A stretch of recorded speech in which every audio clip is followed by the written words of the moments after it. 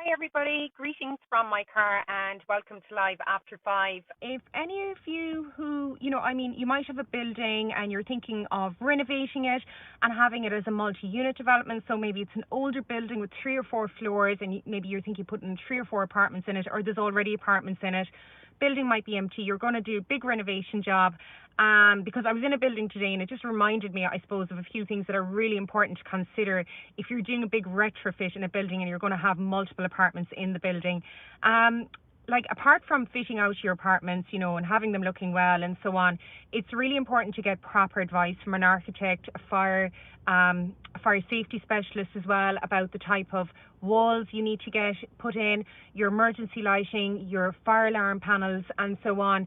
And then the other thing that's really important is you need to think about the security of the building, because you have to remember, say if a tenant walks in a door and they've got, bags of shopping, the door needs to close automatically behind them, because sometimes people walk in, the door mightn't close properly, and then the building is really exposed because anybody could walk into the building and cause damage, or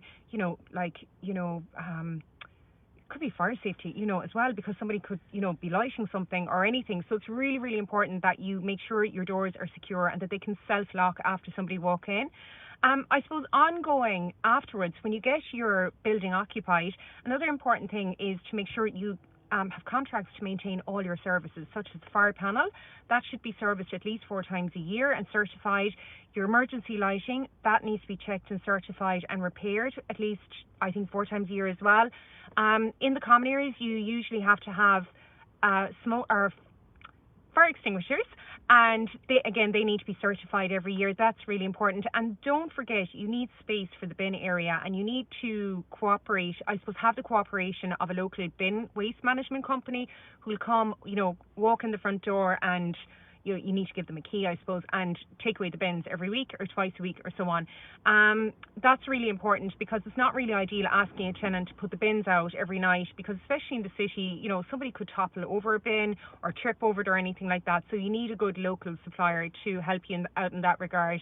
After that, then, in terms of having your common areas cleaned, if there's only 4 or 5 apartments in the building, you don't need to send somebody in every single week just to kind of clean the hallways. Maybe start by doing it once every 3 weeks, see how you get on. And then if you feel it is getting grubbier, get somebody in a more frequent basis.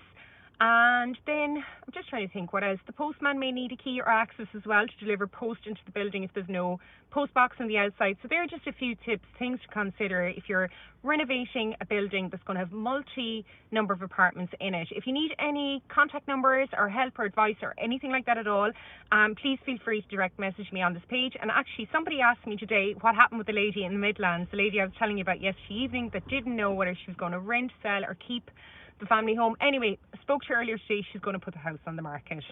Have a great evening, everybody, and thanks for watching.